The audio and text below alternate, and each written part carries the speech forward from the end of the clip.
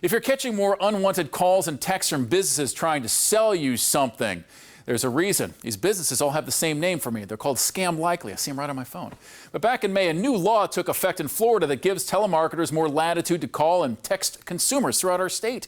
Tonight, investigative reporter Katie LaGrone examines why the state's telephone solicitation law changed from putting consumers first to backing big business, and with some pointing to money, power, and special interest groups. With the final call. I'm Katie LaGrone. If you're getting more robocalls, there's a reason. We discovered how money and power in Tallahassee is now fueling a new surge of robocalls across the state. We have pre-approval. The reason of this call. After years of annoying consumers, If you want to make any change, 2 years ago, Florida lawmakers got involved in the robocall game, cracking down on these nuisance calls and texts by passing the Florida Telephone Solicitation Act.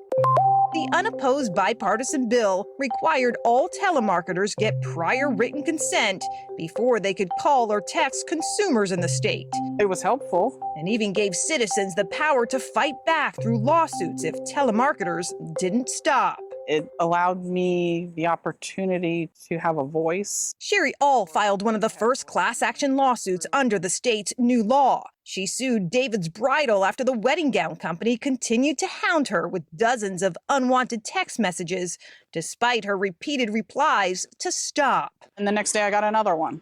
This is Sherry describing the ordeal to us back in 2021. We're now months later and it's continuing.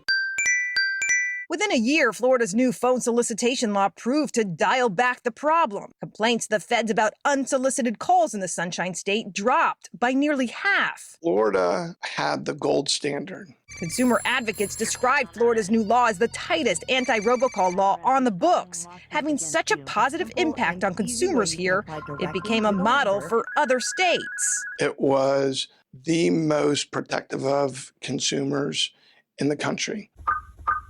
Just when Florida's new robocall law was doing everything it set out to do for consumers like you and me, this year, that all changed.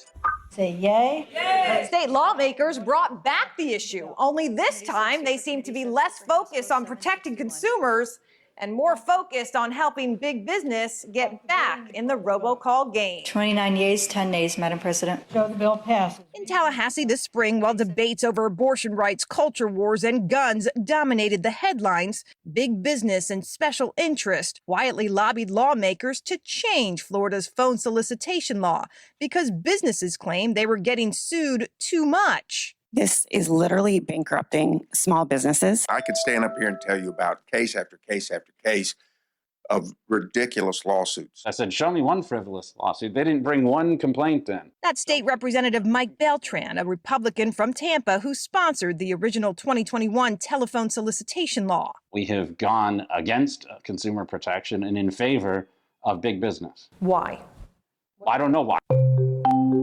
But campaign finance records we comb through may provide a clue. In the months leading up to this year's session, records show some of the same companies that lobbied for changes to Florida's phone solicitation law Virtually every communication uses an automated machine. also donated thousands of dollars to the senator who introduced the more business-friendly version.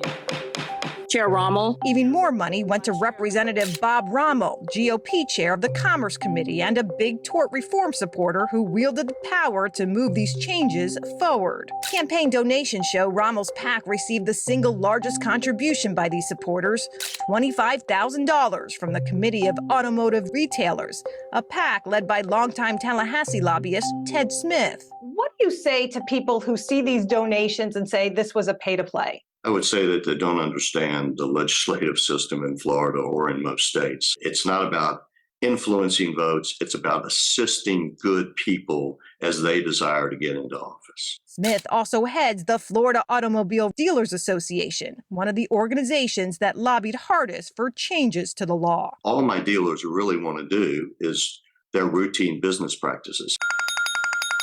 Their efforts worked. By the end of session, the legislature passed a new business-friendly telephone solicitation law. Representative Beltran was the only Republican in the House to vote against it. The legislation that was passed in this session was anti-consumer. Money is the only thing that motivated the change of law. Nobody's seeing a dime of anything. Sherry All's class action lawsuit against David's Bridal ultimately went nowhere. 2 years after she filed suit, the company filed for bankruptcy earlier this year, but not before it too spent thousands of dollars to hire its own lobbyist to change Florida's law.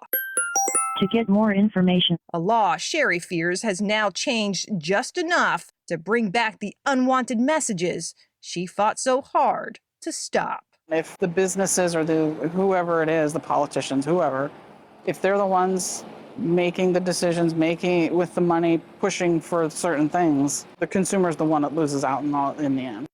I contacted Representative Rommel about that $25,000 donation, but his spokesperson told me he wasn't available. Consumers, you can still opt out of unsolicited messages, but now remember, businesses will have a 15-day grace period to stop contacting you. I'm Katie LaGrone reporting.